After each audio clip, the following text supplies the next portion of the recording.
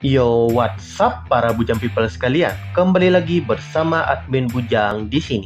Nah, pada video kali ini admin Bujang mau membahas mengenai film Moonfall. Film yang menceritakan kejadian ketika bulan itu mulai jatuh ke bumi.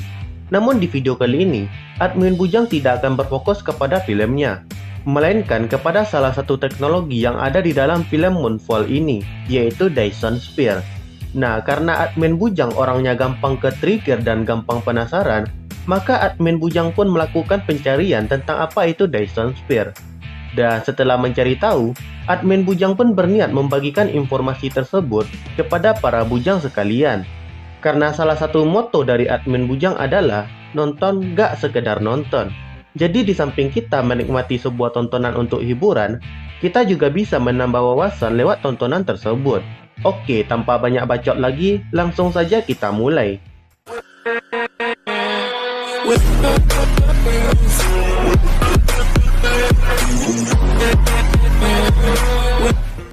Nah, sebelum masuk ke pembahasan Dyson Sphere, kita akan sedikit merekap ulang dulu alur cerita dari film Moonfall ini secara singkat. Film ini dimulai dengan beberapa orang astronot yang sedang bekerja di luar angkasa. Saat mereka sedang bekerja, ada sesuatu yang menyerang mereka. Sesuatu ini tampak seperti kumpulan debu hitam atau kabut hitam. Akibat serangan tersebut, salah seorang dari mereka pun tewas di sana. Sementara dua orang astronot lainnya berhasil selamat dan berhasil kembali ke bumi. Sedangkan sesuatu yang menyerang mereka tadi pergi ke bulan dan masuk ke dalam bulan. Nah, singkat cerita, 10 tahun kemudian, terjadi fenomena aneh di mana bulan mulai bergeser dari orbitnya dan perlahan-lahan mulai mendekati bumi, alias bumi kedatangan bulan. Bulan yang jatuh ke bumi ini menyebabkan banyak bencana, mulai dari gelombang air laut yang membanjiri dunia, pecahan bulan yang menghantam permukaan bumi, hingga atmosfer bumi yang mulai menghilang akibat ditarik oleh gravitasi bulan. Saat beberapa orang dikirim untuk menyelidiki hal tersebut, mereka kembali diserang oleh sesuatu yang berbentuk debu hitam tadi. Para manusia pun sadar jika sesuatu inilah yang telah membuat bulan melenceng dari orbitnya. Tentu para manusia di bumi tidak tinggal diam. Ada pihak militer yang memiliki rencana untuk menghancurkan bulan dengan membombardirnya memakai bom nuklir. Tapi hal ini memiliki efek samping, di mana pecahan bulan yang penuh dengan radioaktif akan jatuh menghujani bumi dan membuat bumi menjadi tidak layak huni. Di pihak lain, ada astronot bernama Brian yang 10 tahun lalu diserang oleh sesuatu tadi. Brian pun beserta timnya pergi ke bulan untuk menghancurkan sesuatu yang menjadi penyebab masalah bulan jatuh ini. Namun saat sampai di bulan, rencana tidak berjalan lancar. Hingga mereka pun sampai masuk ke dalam bulan yang sudah dilobangi oleh makhluk berbentuk debu hitam tadi. Atau kita sebut saja benda ini sebagai Venom jadi-jadian. Nah, saat mengejar Venom jadi-jadian ini hingga ke pusat bulan, Brian beserta timnya terkejut saat mengetahui bahwa di pusat bulan terdapat sebuah bintang katai putih yang dikelilingi oleh sebuah megastruktur berbentuk ring yang memanen energi dari bintang tersebut. Lalu singkat cerita, mereka masuk ke dalam salah satu tempat di dalam bulan ini, dan Brian pun bertemu dengan semacam sistem operasi bulan. Dan di sini Brian diberitahu jika bulan ternyata adalah sebuah megastruktur yang dibuat oleh nenek moyang manusia miliaran tahun yang lalu di sebuah galaksi yang jauh. Nah, nenek moyang manusia ini memiliki teknologi yang sangat maju. Tapi sayangnya mereka malah diserang oleh ciptaan mereka sendiri, yaitu sebuah kecerdasan buatan atau artificial intelligence. Untuk bisa selamat dari kepunahan, nenek moyang manusia ini membuat sebuah megastruktur yang ditenagai oleh sebuah bintang. Dan megastruktur ini pergi ke tata surya saat ini dan mulai membentuk bumi. Dan saat bumi sudah layak huni, maka bulan menaburkan kode kehidupan ke permukaan bumi, sebuah jejak genetika hingga membuat manusia bisa berkembang sampai seperti saat ini. Ya, sebuah plot twist yang sangat membagongkan di film ini. Dan singkat cerita, Brian beserta rekannya berhasil menghancurkan Venom jadi-jadian tadi, alias artificial intelligence yang memusnahkan nenek moyang mereka ini dengan sebuah bom. Dan di akhir cerita, bulan pun kembali lagi ke orbitnya, dan bumi pun selamat dari kehancuran. Ya, untuk cerita penuh dan keseruan saat melihat CGI yang memanjakan matanya, silakan tonton saja filmnya secara penuh. Karena di video ini kita tidak akan fokus ke jalan ceritanya, namun fokus ke sebuah teknologi, sebuah inovasi yang sangat menarik dan terkubur di dalam bulan. Atau bisa dibilang bulan itu sendiri adalah benda tersebut. Inilah megastruktur yang kita kenal sebagai Dyson Sphere. Nah, sebenarnya apa itu Dyson Sphere ini? Dan apa kegunaan benda ini? Oke, sebelum itu kita mulai dulu dengan sedikit cerita mengenai manusia yang menggunakan energi. Nah, awal peradaban manusia muncul di bumi ini, manusia menggunakan tenaga sendiri untuk melakukan berbagai hal. Kemudian peradaban mulai berkembang, dan manusia mulai menggunakan energi dari alam, seperti minyak bumi, batu bara, gas alam, dan lain-lain. Kemudian teknologi semakin berkembang, hingga kita mulai bisa memanfaatkan energi dari nuklir. Nah, penggunaan energi pada suatu peradaban ini bisa diukur menggunakan suatu skala, yaitu skala Kardashev. Skala Kardashev itu sendiri adalah sebuah skala yang digagas oleh seorang astronom Uni Soviet yang bernama Nikolai Kardashev pada tahun 1964. Di dalam skala Kardashev ini terdapat 3 pengelompokan tipe peradaban, yaitu tipe 1, tipe 2, dan tipe 3. Tipe-tipe ini didasarkan pada penggunaan energi pada suatu peradaban. Tipe 1 pada skala Kardashev adalah suatu peradaban yang telah mampu menggunakan atau menguasai semua sumber daya energi yang tersedia di planet asal mereka. Bukan hanya sekedar minyak dan gas, semua sinar matahari yang jatuh ke bumi, energi dari badai petir, dan lain sebagainya. Bahkan pada peradaban tipe 1 ini, kita sudah bisa mengontrol alam itu sendiri, seperti suhu, cuaca, iklim, gunung berapi, bahkan mengontrol gempa bumi.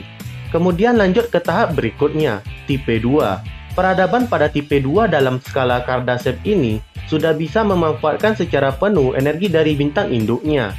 Atau bagi manusia, kita pada tipe 2 ini bisa memanen secara penuh energi dari matahari. Nah, memanen di sini bukan hanya sekedar menerima cahaya seperti panel surya di bumi yang hanya menerima sebagian kecil dari total energi matahari. Tapi pada peradaban tipe 2 ini, kita sudah bisa mengontrol bintang itu sendiri. Yang mana dengan mengontrol bintang induk, berarti kita juga bisa mengontrol orbit semua planet yang ada di sekitar bintang induk tersebut. Nah, ini sangatlah mengagumkan. Jika kita lihat seandainya ada skenario di mana ada sebuah asteroid sebesar bulan yang masuk ke dalam tata surya dan akan menabrak bumi, maka peradaban tipe 2 ini bisa dengan mudah mengeluarkan asteroid tersebut dari tata surya. Atau bisa saja dengan mudah menggeser orbit bumi untuk menghindari tabrakan. Nah, dengan mengendalikan bintang induk kita dan memanen 100% energinya, peradaban tipe 2 ini akan mendapatkan sangat banyak energi untuk mereka habiskan. Yang mana energi ini bisa membuat peradaban tipe 2 ini naik level ke tipe selanjutnya, yaitu tipe 3. Tipe 3 di dalam skala Kardashev ini tercapai jika suatu peradaban sudah bisa memanfaatkan energi dari galaksinya. Pada tipe ketiga ini, peradaban kita akan menjadi peradaban yang menjelajahi galaksi.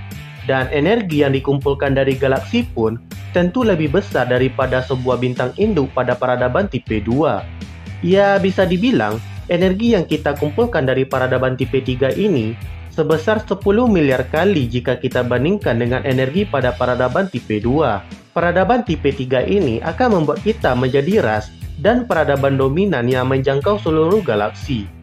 Ya, ini pun jika di luar sana tidak ada kehidupan yang lebih cerdas daripada kita. Nah, dari ketiga tipe dalam skala Kardashev ini, manusia saat ini berada pada tipe 0. Ya, lebih tepatnya 0,72. Kita saat ini bahkan belum mencapai peradaban tipe 1 di dalam skala Kardashev. Tapi, di dalam film Moonfall diceritakan nenek moyang manusia miliaran tahun yang lalu di galaksi yang jauh sudah mencapai tipe peradaban yang kedua, di mana di sini mereka sudah bisa memanfaatkan energi dari planet mereka secara maksimal dan berlanjut untuk membuat sebuah megastruktur yang memanen secara penuh energi dari sebuah bintang. Inilah Dyson Sphere. Di dunia nyata, Dyson Sphere ini belum ada. Konsep dari Dyson Sphere ini pertama kali dicetuskan oleh Olaf Stapledon pada novel sains fiksinya yang berjudul Starmaker pada tahun 1937.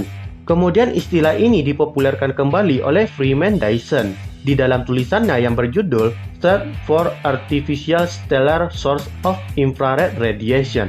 Ya, kurang lebih kayak gitu. Maaf jika ada kesalahan kata.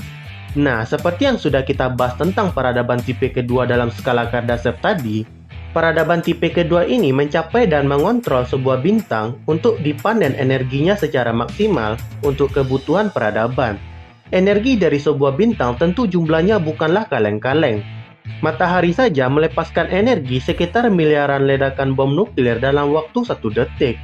Energi yang sangat luar biasa ini jika bisa kita panen secara maksimal, tentu akan membuat peradaban menjadi semakin maju, dan tidak akan lagi bergantung kepada sumber daya alam primitif seperti minyak bumi dan batu bara. Yang jadi pertanyaan selanjutnya adalah, bagaimana cara memanen energi dari sebuah bintang ini secara maksimal? Untuk menjawab permasalahan ini, muncullah gagasan Dyson Sphere ini. Dengan membuat sebuah megastruktur yang mengelilingi sebuah bintang, dan memanen semua energi yang dilepaskan oleh bintang tersebut. Ya, seperti yang diperlihatkan di dalam film Moonfall ini, di mana bulan ternyata adalah sebuah Dyson Sphere, di mana di dalam intinya tersebut terdapat sebuah bintang katai putih yang berperan sebagai sumber energinya.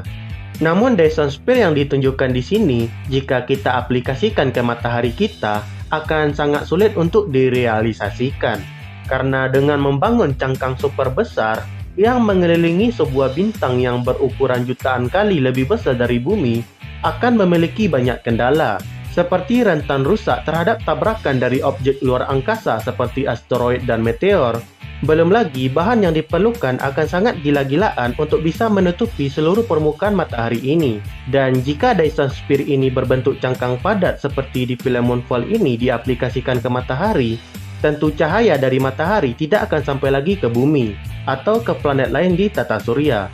Nah, untuk mengatasi kendala-kendala tadi, maka di sini kita akan mengambil alternatif lain, yaitu salah satu bentuk dari Dyson Sphere, yaitu Dyson Swarm.